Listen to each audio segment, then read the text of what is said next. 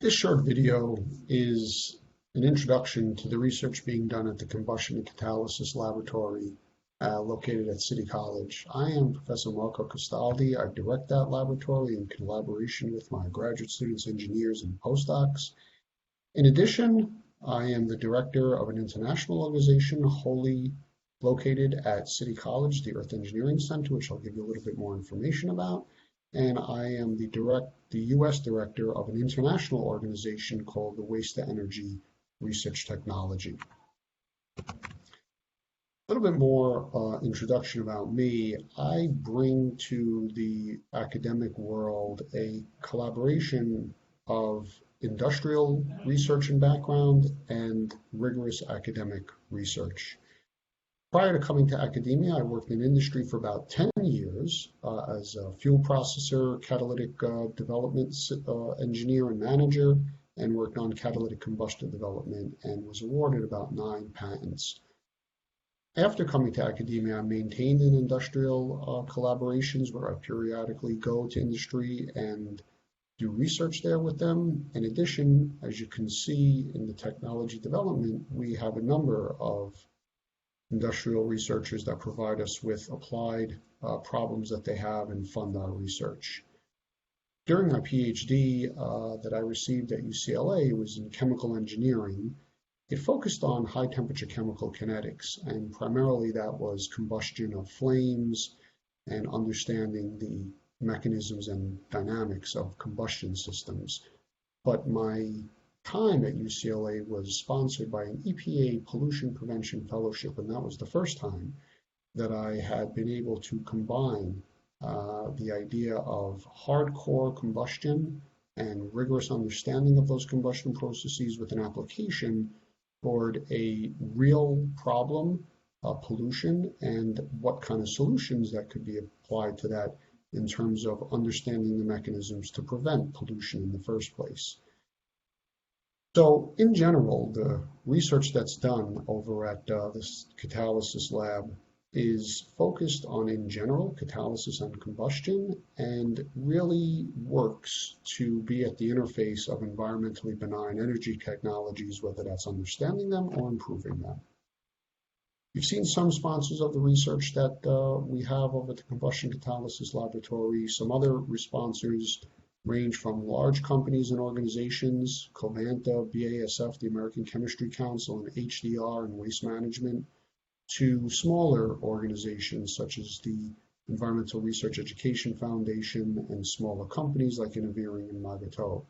And so our research basically is sponsored by, I would say, 50% industrial sponsors and 50% the typical government agencies and other types of research institutions. Looking at the type of research that we do at the Combustion and Catalysis Laboratory, you can consider all of the projects and applications that we work on falling under these 4 boxes, and they all fall within a general box that basically tries to take resources and/or waste materials from the environment and put them through various processes or technologies that will result in outputting something useful, such as energy, electricity, and heat, and releasing emissions or things into the environment that are much more benign and less impactful than what we started with. Classic example would be taking waste materials, converting that to energy, yielding electricity, and what goes out also into the environment in terms of emissions is an ash that could be used as an aggregate and CO2 and water.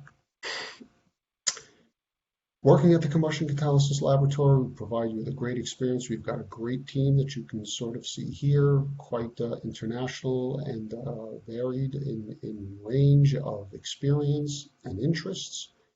We have a number of collaborators that we accept international scholars into our laboratory.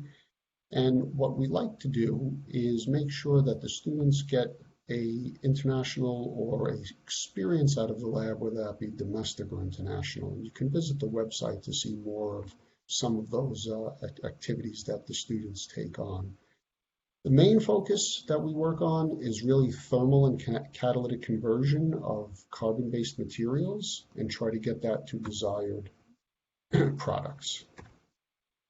The Earth Engineering Center is a sister lab that we started about a decade ago. And here what we're looking to do is take the fundamental research that we do at the Combustion and Catalysis lab and bring that to what we consider engineering solutions. And that's what we work very heavily with companies. And it's not necessarily focused only around waste materials, but what we really try to do is take a creative, realistic approach to make forward-looking applications work or understand these forward-looking applications.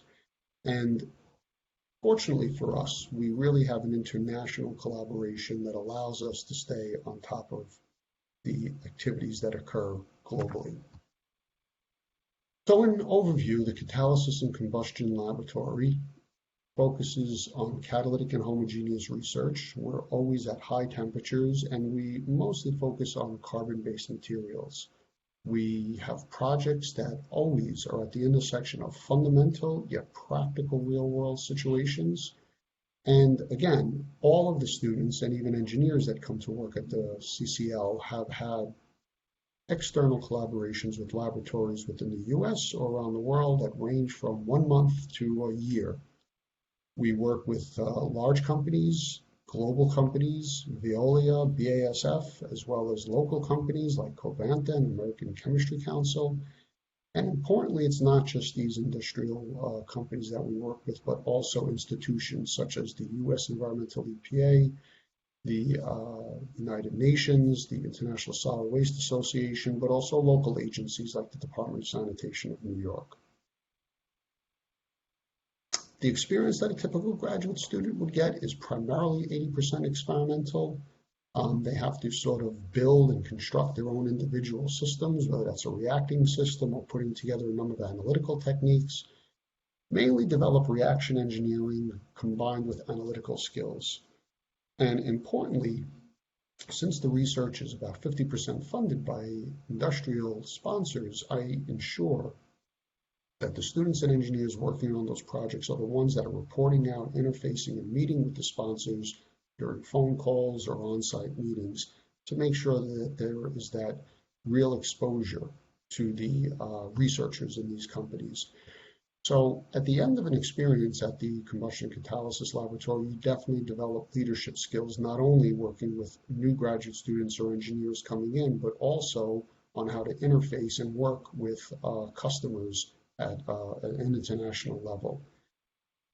Over the past 15 years, I've graduated about 20 students, and a very tight average is about 4.5-year completion with about 4 papers published. Very quick example of how our research is at the intersection of fundamental and applied is this hydrodeoxygenation of biofuels that was sponsored by BASF. One project that we were given was, how do you take biomass and make gasoline? And when you look at the chain of how that occurs, what happens is you have oxygenated hydrocarbons and sugars and alcohols that need hydrogen addition to make gasoline. And one of the places that you can get that hydrogen is if you pull off some of these intermediate chemicals and gasify them or reform them with water, you can make hydrogen. So one of the questions we were asked by BASF was, what would be the catalytic process that could be used to make steam reforming of these types of chemicals to produce hydrogen? And we took a case chemical called ethanol, where it had the carbon-carbon, carbon-oxygen, hydrogen-carbon bonds to give us a real idea of how all of this would work. And one of the reasons why they wanted to understand what would be the catalytic process and what is occurring in that catalytic process is to take a look at this chart here. Here we have mole percent versus runtime in hours, and let's just focus on hydrogen. What BASF had observed was that for a certain amount of time there was a steady performance of hydrogen output, but then followed by an initial deactivation. After regenerating the catalyst, they were able to reestablish that performance of hydrogen, but only for 8 hours. But then again, it started another deactivation similar to the previous one. And as continued regenerations occurred, it was possible to get back that initial activation, but that plateau of stable operation eventually disappeared. And the question was, what is happening? And more importantly to BASF, how can we ensure stable operation? So what we looked at was first to say, well, instead of waiting for the catalyst to deactivate and then regenerate it, what would happen if we started a regeneration cycle prior to the catalyst starting to deactivate? And that's what we did here. You can see here, this regeneration happened at about 30 hours, right? Deactivation started at about 20 hours. Well, in this case, what we decided to do was just do regenerations every 5 hours and see if we can maintain constant hydrogen production. And we were. So for BASF's perspective, that was an excellent solution. Every periodic 5 hours or so, regenerate the catalyst, they could have steady production of hydrogen. But from our perspective of the CCL, the question was, what can we try to elucidate to understand what's happening? Why does preemptive air treatment delay or prevent deactivation? And in order to do that, we went into a isotope labeled ethanol, where we labeled it with carbon-13, and isotope labeled water with oxygen-18, and basically was able to track how the ethanol decomposed on the catalyst and produced different products that then yielded the final output of the continued hydrogen production or the deactivation. What we were able to uncover here is that the initial activation was a carbon-carbon breakage, but that deactivation that was irreversible was when there was a carbon-oxygen breakage, and that carbon stayed on the catalyst surface and basically started a carbon buildup. And that paper's been published, and you can read that, and you can see our website with a little bit more of this. Typical journals that accept our research range in impact factor from 1 to 12. Impact factor for us is less important in terms of the community that we work with. So the catalysis journals that we publish in are Applied Catalysis, Catalysis Today.